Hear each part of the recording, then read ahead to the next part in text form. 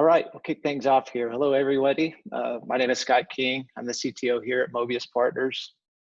First of all, just wanted to thank you all for taking the time today to join us. Going to take the next 5 minutes or so to give everybody an overview of Mobius. I know we have some existing customers on the line that are familiar with what we do here at Mobius Partners, but just wanted to share those, share what we're up to the broader audience for those that may or may not have worked with us in the past. We'll take some. We'll have time at the end of the session today to take some questions. Might come up during the session for you. If you do have questions, please use the chat window in Zoom to submit your questions. I'll be tracking those once we get into the topic here, and we'll be sure to address those at the end. And if we don't address them or have time to address them, we'll send a follow-up to everybody there. So let's get started.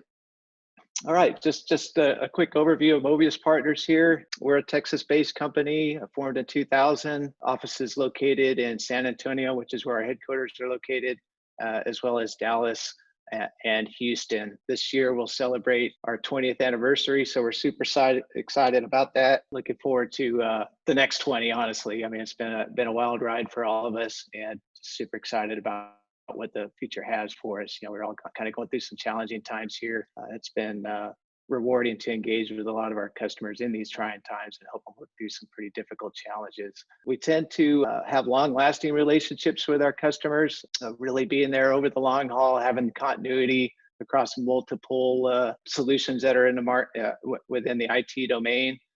So making sure you've got some continuity from a relationship perspective, as well as heavy investment in the technical expertise to support that. So you'll find that we can jump in and help you solve some of your most challenging problems in these areas that we focus on, which our legacy is truly within the data center with infrastructure solutions, server storage, networking from an enterprise perspective, as well as the services to support that. And then over the last really 10 years, building upon our legacy, core data center capabilities to expand as the market has expanded, right? So looking at helping our customers take advantage of public cloud offerings, SaaS offerings, how to evaluate when they should make moves to types of investments, doing ROI analysis, helping potentially migrate workloads or processes, and just take them along that journey from a DevOps and observability perspective, really enabling our customers to deliver new services to the business and all the things that has to go into that. I look at that really as, or we look at it really as the IT, the entire IT value chain, looking at demand coming into IT, understanding the requirements that the business has, then really making that a reality as potentially the applications are developed or applications are purchased off the shelf, making sure that they're meeting the functional requirements of the business, that they're performing to the expectation of the business. And then once they get into a production type of environment, making sure that they're secure and they're meeting the expectations of the business and the end user customers. So really a broad area for us that we can help in a lot of different ways, all the way from the process and policy definition and execution to really, managing that as a service for our customers. And one of the things that's really been obviously hot for us these days is digital workspace. So really helping our customers, move to that remote model. There's a lot going on within that domain of expertise for us. Anywhere from helping customers move their workforce remotely to introducing new ways to do business within manufacturing sites, augmented reality types of solutions, continuing to evolve to meet the challenges of today. There's security aspects of that as well. As we've moved to remote locations, obviously opens up challenges for security, of which the topic that we're talking about today as well. So those are really the 4 domains, a lot going on within those domains. Check us out, give us a call. We'd love to drill down with you and see if there's some ways that we can help you get through some of the challenges you're facing. In regards to security, it's really embedded along with analytics and everything that we do. We have to have artificial intelligence to help us scale our capabilities is from just a resourcing perspective, right? And on the topic of security, The domains that we focus on at Mobius Partner include, a small list of those would be network perimeter security, application security, data security. I've mentioned a little bit about endpoint security, understanding, who's accessing the network, what types of devices that they're on, what do they have access to once they're in, device profiling types of scenarios. That's a big sweet spot for us these days. Security operations, really understanding, threat detection and response, building out those capabilities for their customers, risk management, compliance, governance type of use cases.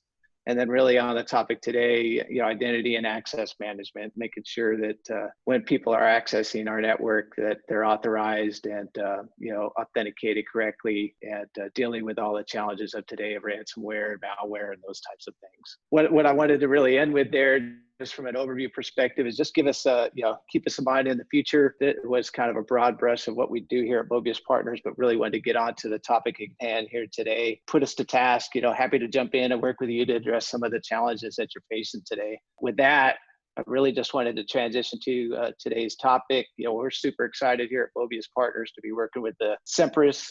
Super excited about the partnership with Semperus and the opportunity to discuss the threats, that we're all facing in today's environment. Protecting Active Directory deployments from today's cybersecurity threats is a real challenge for all of us today. As we get into today's discussion, be thinking about your Active Directory DR strategy and how it protects against today's threats. I mentioned those earlier: ransomware, insider threats, malware. Put some thought to that. Over the next 30 minutes, we'll dig into the topic, right? We'll discuss how you can protect your Active Directory deployments from today's threats, improve on your current AD recovery strategy, and automate the recovery of Active Directory to reduce downtime and impact of challenges. So let's get started here. I'd like to introduce Sean Deuby, a 15-time Microsoft MVP alumni. Sean currently is the Director of Services at Semperus. A little bit about Sean. He's been at this for a long time now. He's got 30 years of experience in enterprise IT, along with being involved with the Microsoft identity technology really since its inception. So honored to have Sean jump in and talk about the topic at hand today. And at this point, Sean, I'm going to turn it over to you. All right, Scott. Thank you. Absolutely. And thanks everybody for spending your precious time today. I think it's kind of funny. That's my fancy headshot there, and then this is the real Fortress of Solitude COVID headshot. And in addition to a bad hair day, so I'm shamelessly plugging the fact that I also have a podcast, a hybrid identity protection podcast, available at all your finer podcast purveyors. We just dropped one a week or so ago with myself and my friend Mary Jo Foley, who writes the ZDNet column all about Microsoft, and discussing how Microsoft ramped up Azure and Azure Active Directory to handle, this massive influx of remote work. So I think some interesting topics, and certainly around, Active Directory, identity structures, and the challenges involved in that. So yeah, so I've been doing Microsoft Identity as long as Microsoft has been doing Microsoft Identity. I spent 15 years with Texas Instruments, helping build it out from LAN Manager 2.1 up through NT4.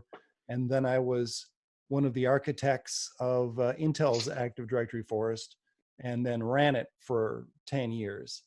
Plus, a bunch of other stuff, consulting in hybrid identity, for Azure Active Directory. So I'm an expert on Azure Active Directory identity, and a technology journalist for Windows IT Pro. For those of you that remember Windows IT Pro, did a lot around that.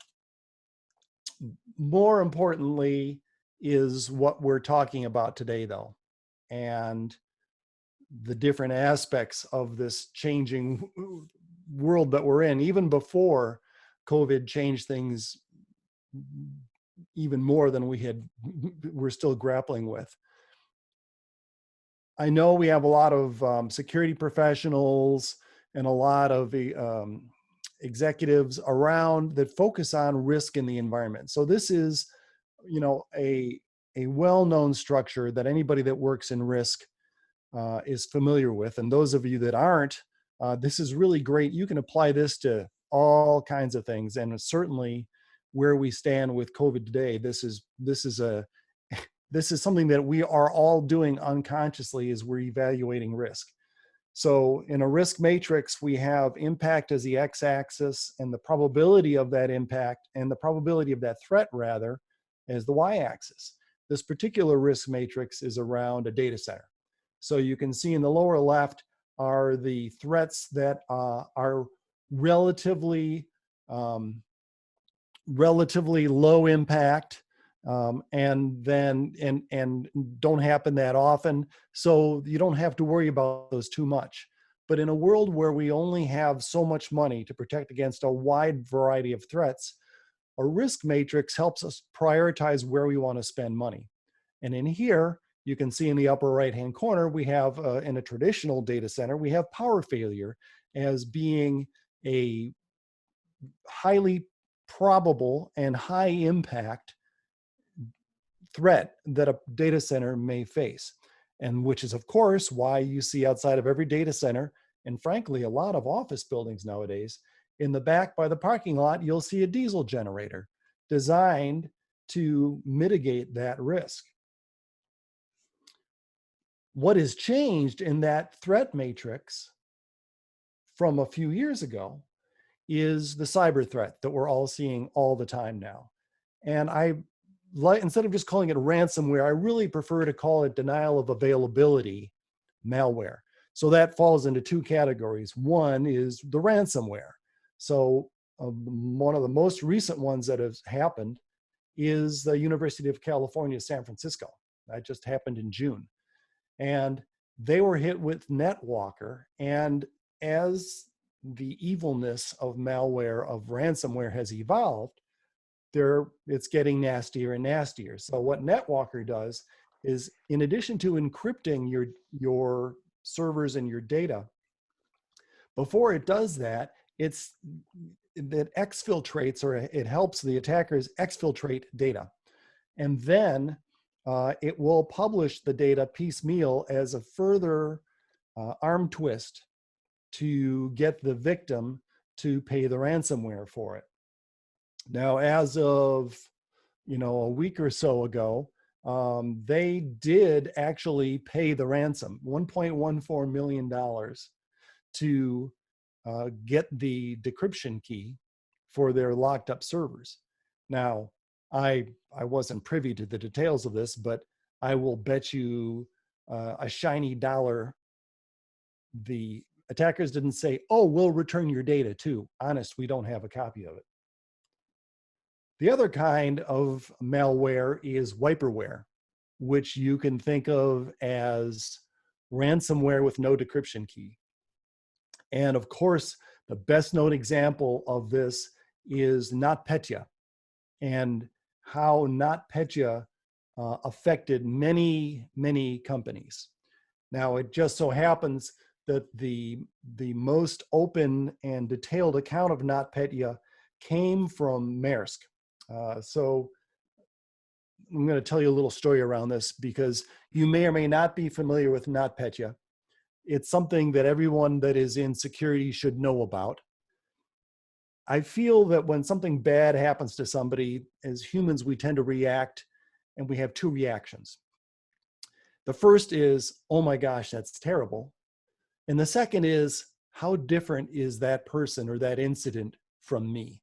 Oh, something bad happened. They didn't exercise, or they didn't wear a mask, or something that you do this protective distancing. So in the case of Maersk, they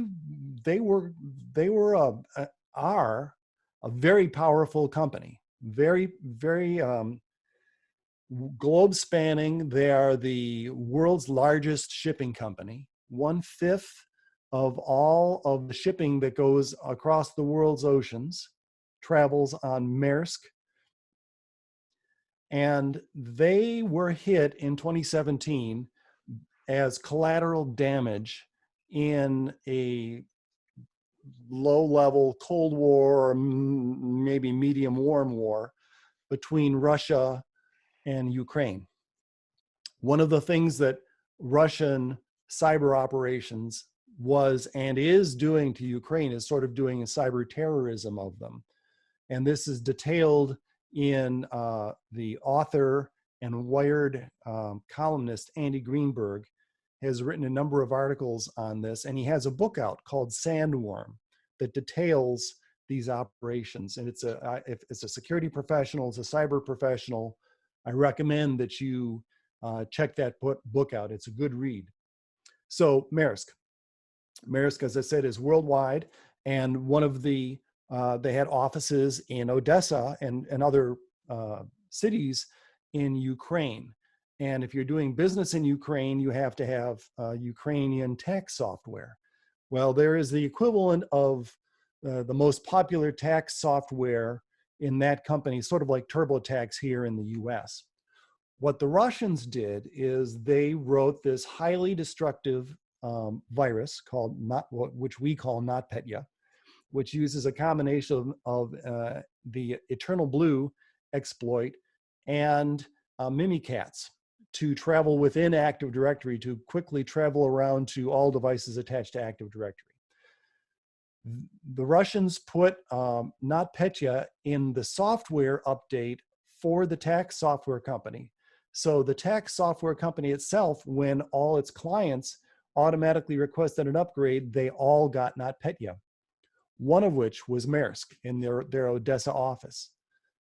7 minutes after that software, that malware was downloaded to that workstation, it encrypted 55,000 devices across their worldwide network. If you read the stories about it, people are running across the room, yanking out LAN cables. They're seeing the screens go blank around them. It took all 1,200 of their critical applications offline.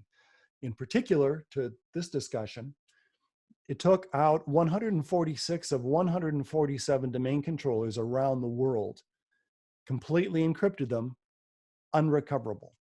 The only reason it didn't encrypt all of their Active Directory and thereby put the company's continuing existence in doubt is that there was one DC in a branch office in Ghana, Africa, that was offline because there was a power failure. So in England, where the IT was headquartered, they're calling all over the world trying to find a functioning AD domain controller. They finally got this one in Ghana. They extracted the hard drives from this domain controller. The system administrator flew from Ghana to Lagos, Nigeria, but he did not have a visa to get into England. So they handed it to the system admin in Lagos.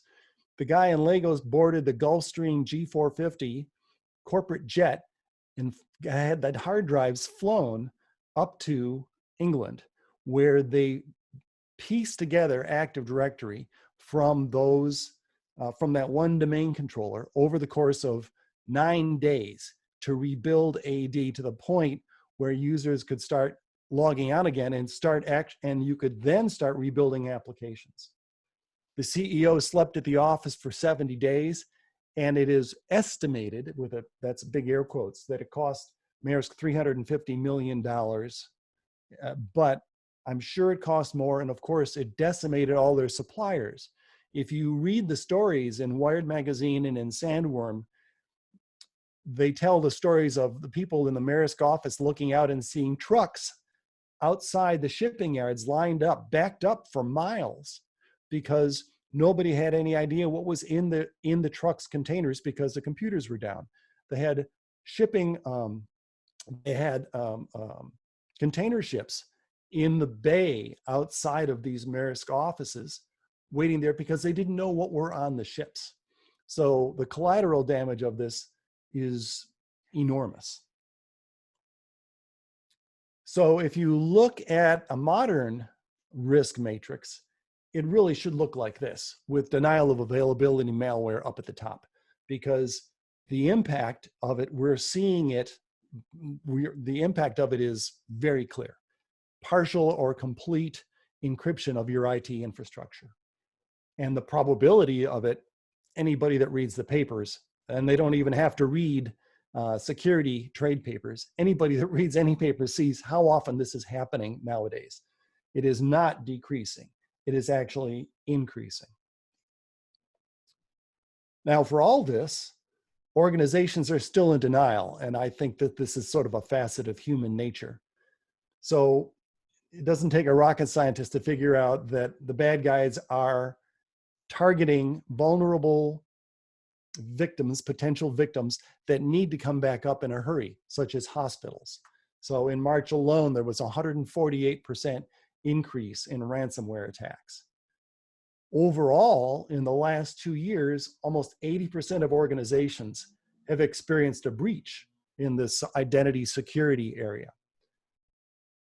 Along with that, and this is where we start to get some confusion, 77% of organizations are confident or very confident about recovering from an attack, but only 21% of them have contingency plans. That's a gap of about 56%. Something is not right here. And of that, only 11% believe that they can recover in 3 days. So if you go back to that evaluation of, oh, that's terrible, oh, that couldn't happen to me, as I described it in Maersk, ask yourself, honestly, how could you recover from having all your devices encrypted in minutes? Do you have a cyber-first plan for doing that sort of recovery? Now, cyber insurance is become very, very popular. But I maintain that it's no substitute for being prepared. You can't just rely on insurance to take you out of a bad situation. There's a number of reasons why. For example, and I described NotPetya, cyber insurance did not cover damage for NotPetya because it was treated as an act of war. The other variation that we're seeing, as you saw from the UCSF example, is that what about if the attackers release data? Even if you have insurance, what happens if the attackers release the data on it? Does the ransom match your policy limits? Typically, the policy does not come nearly to what the ransom that is being asked. And so what happens is you go through this period of the recovery is on hold until you can negotiate the ransom versus the policy or any other number of factors, including paperwork processing, even if you do agree to it. And while that is going on, you're stuck. You can't, as you're doing the negotiations, you can't destroy and rebuild your systems for recovery. You have to wait there in hopes that you can come up to some kind of an agreement to recover the systems. And this is costing thousands of dollars per minute. On top of that, half of the ransomware victims, they suffer repeat attacks. So look at somebody like Honda. Honda, has a sophisticated cybersecurity, but they were spearphished very effectively 3 times in the last 12 months.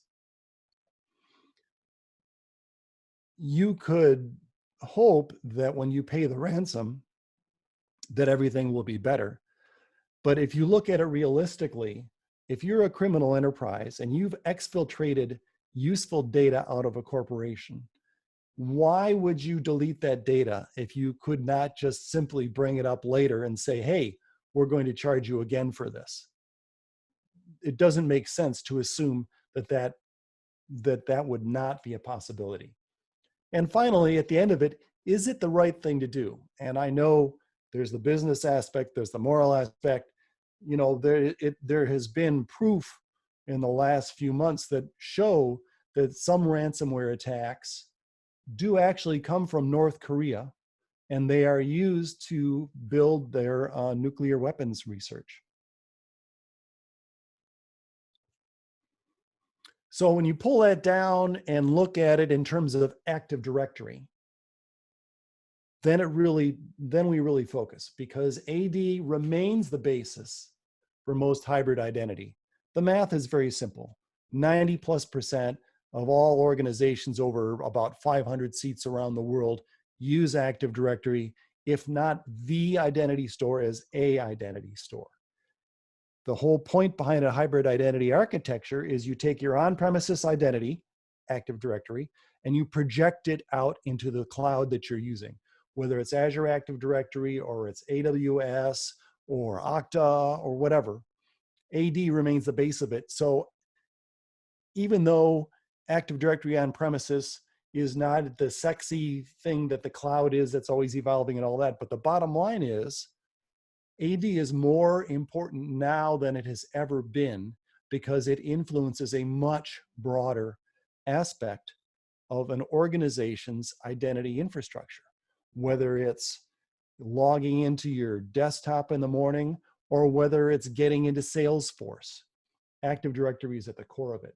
And it's highly vulnerable to this denial of availability malware, like I told you about Maersk. Another one that's maybe not as well known was something that was christened Olympic Destroyer. During the Pyeongchang Winter Olympics opening ceremonies, their IT infrastructure, their Active Directory was attacked and brought down by a targeted ransomware attack. They had very good disaster recovery procedures in place and were able to bring it back up, so it did not get a lot of attention.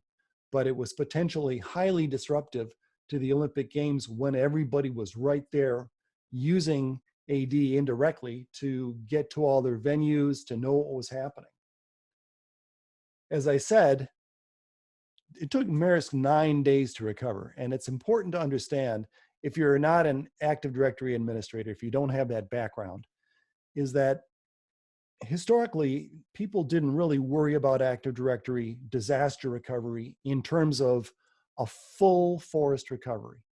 The reason being is AD is brilliantly designed and is highly fault tolerant to failures, to what we would call the traditional failure of, a data center going down due to power, or a natural disaster taking out 2 or 3 locations like because of a hurricane. Active Directory is very fault tolerant around that. What it is not designed for, though, is this denial of availability malware that doesn't pay attention to physical location. It just pays attention to network location. And since every domain controller has to talk to every other domain controller, it's a flat network.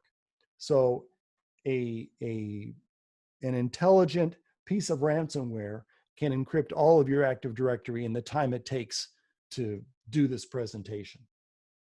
And then it's very, very difficult to recover. It is, in my Intel days, I was advocating for a forest recovery product, and it was extremely expensive. And the Intel management, IT management, accepted the risk because the odds of it happening were so low in that previous scenario. But now it's not. But historically, the directory services teams don't have a regularly tested AD disaster recovery plan. Now, Mobius had put in a questionnaire for people registering for the webinar, and these are the results of the attendees and their responses for Active Directory preparedness. So, and this pretty well matches my anecdotal experience with this. So about 50% have no plan. Now, bear in mind, for those of you that are not AD administrator type people, the Active Directory Forest Recovery Plan is a Microsoft, used to be a document. Now it's a Microsoft set of web pages that describe how to do this recovery. And it's not, it is by no means something that you fill out and you're good to go. It is something that you have to work with in great detail to make this work. So as you see, you look at the different response amounts. So we have 10% have actually tested within the last 6 months. Good for them. As you can see, that's a very small amount. There are 10% that a plan is created which never tested, which is very difficult. Excuse me, it's very difficult to test. 12%, tested in the last 1 to 2 years, another 12% within the last 6 to 12 months, which is good. So that's about 20% that have tested a disaster recovery plan in the last year. And an unfortunate 10% that have had actual recovery within the last 12 months. But fully almost 50% have no plan created of any kind. So let me talk a little bit about what does it actually mean to have to go through disaster, an Active Directory forest recovery. And this is just high level to give you some ideas about it. So as you can see, these are questions that if something actually happens, you have to already know the answers for all of these questions. And one of the ones that I would point out is, have you ever tried to do this at 2 o'clock in the morning with the CEO in your ear, calling you on your cell phone, asking when's this going to be up, as you're trying to figure out how to move forward on it? I have, I spent many years administering Active Directory. This was always the thing that keeps you up at night. I mean, the thinking about it. I called it, I have a blog post called Thinking the Unthinkable. That's a sort of thing that keeps you up at night worrying because it's so difficult to do. Now, if you actually perform the recovery, this is a highly reduced representation of the steps that you need to do to perform a forest recovery. And you see I have helpful little clocks there that talk about where things take a long time.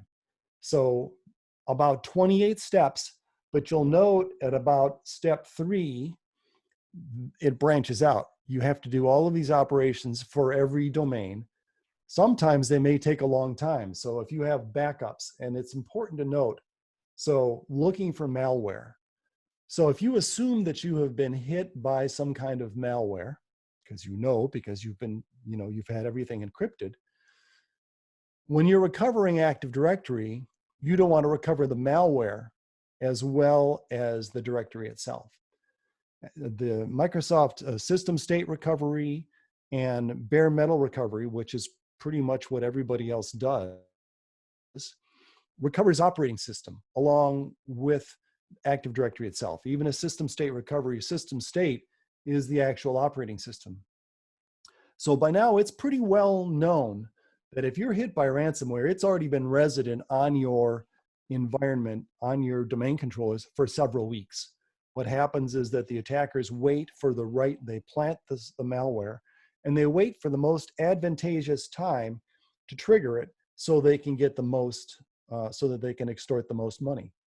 So it's pretty well guaranteed that you're going to have malware sitting on your domain controllers.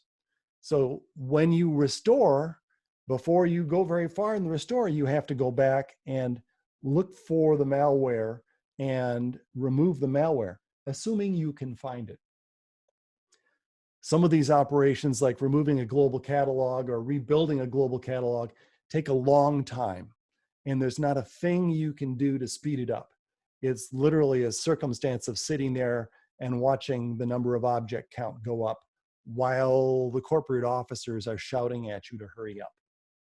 And then down in step 23, if you have, these are all things that have to be done to every domain controller in your forest. So if you've got 10, 20, 50, 100 domain controllers, steps 23 through 26 have to be done for every one of those domain controllers, which shows you also it's a giant logistical headache to try to do this. In the case of Maersk, it's interesting, step 24, where they generated what's called an IFM package. It's essentially Active Directory data that you then ship to the server that you want to make a domain controller, and then you run that to create the domain controller, to do what we used to call a DC promo. Well, as many companies, you have domain controllers all around the world, and they're connected by network pipes of varying bandwidth. Well, for a company the size of Maersk, an IFM package is many gigabytes. And so they find themselves confronted with the logistical challenge of They're in England. They created this IFM package, and how do I get this over there? So you can see that this is a very, very challenging process of full forest recovery. So what we do, Semperus or Semperus, depending on who you talk to, the company the company name comes out of the Latin semper paratus, always ready. And what we are is an identity-focused cyber resilience organization. And right now, as I said, we are very identity-focused. And as of today, more or less, we protect about 42 million identities from this sort of situation that we've been talking about. We are represented both horizontally from the smallest companies, small law firms, up to Fortune 1, Walmart. We're in pretty much all verticals, so retail, healthcare you can see there, pharmaceuticals, financial services, transportation, and even Match.com, so even in dating services. We focus on two products that address two different areas of this vulnerability that we've been talking about. The first is what we call Active Directory Forest Recovery, which is a fully orchestrated, fully automated recovery of that process that I was just talking about a few minutes ago. I was describing the challenge of recovering Active Directory without any malware on it, because you're bringing the operating system back. What we have is a patented process that restores Active Directory and just the Active Directory service alone.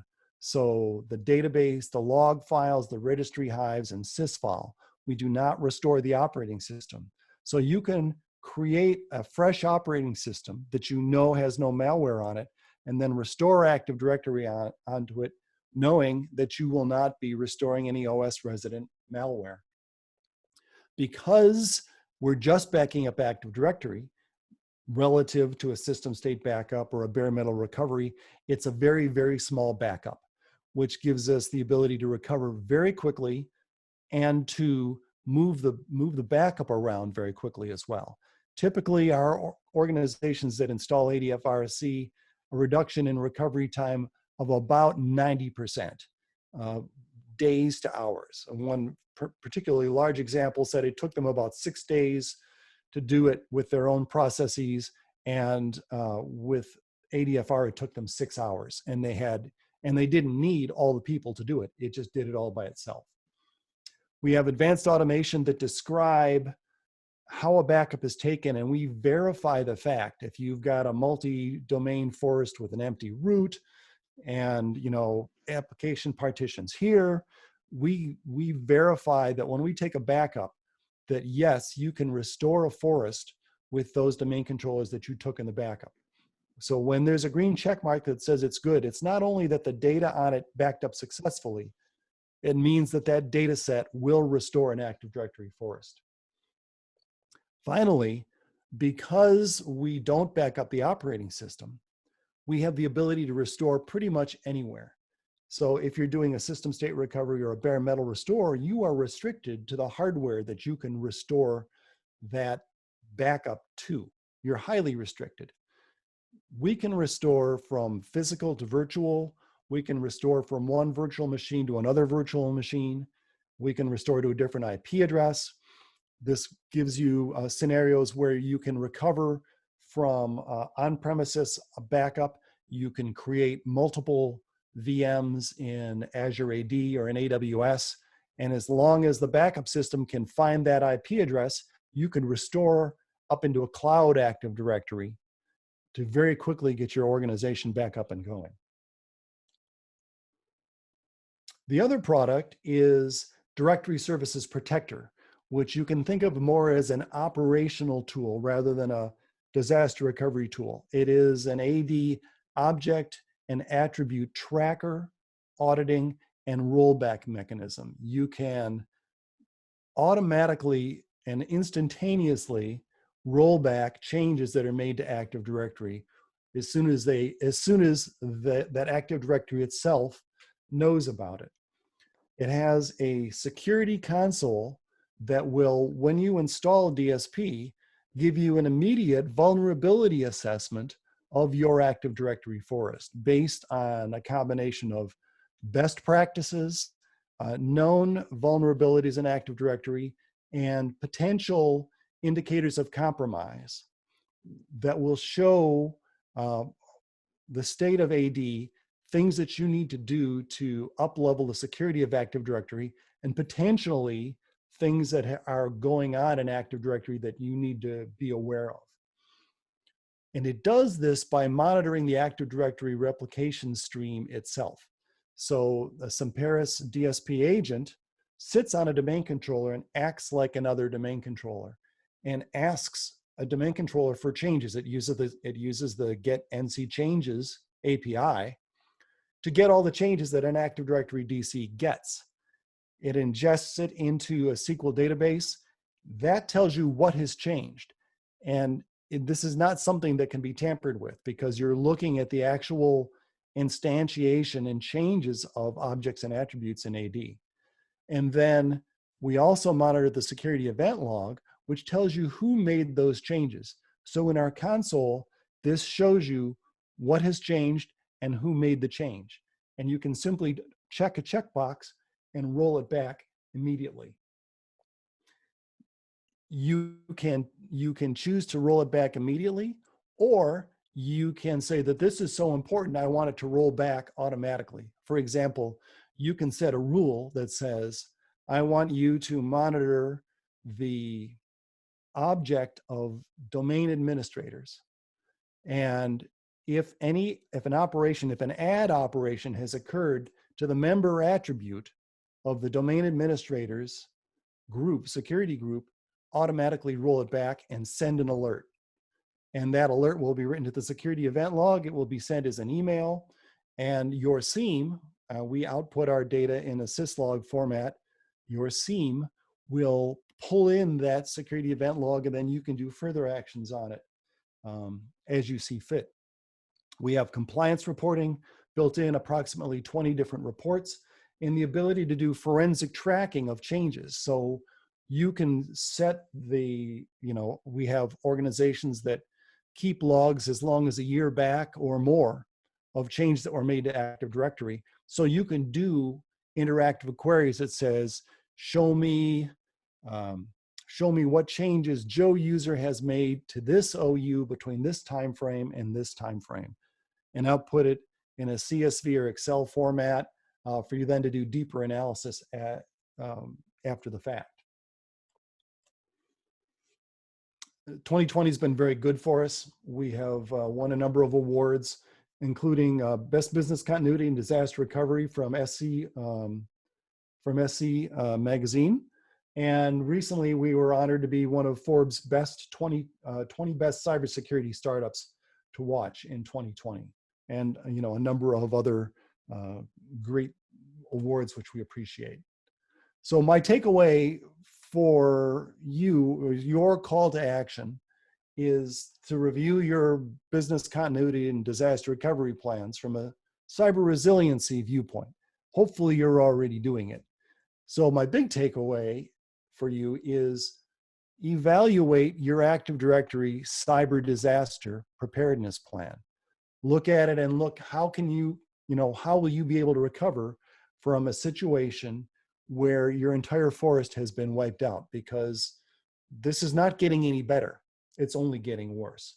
And can you recover without being reinfected by malware? And what sort of recovery scenarios do you have? What are the different modes that you can recover? Because of course, in a situation like that, the flexibility and options are what you need. I'm going to leave you with a couple of quotes.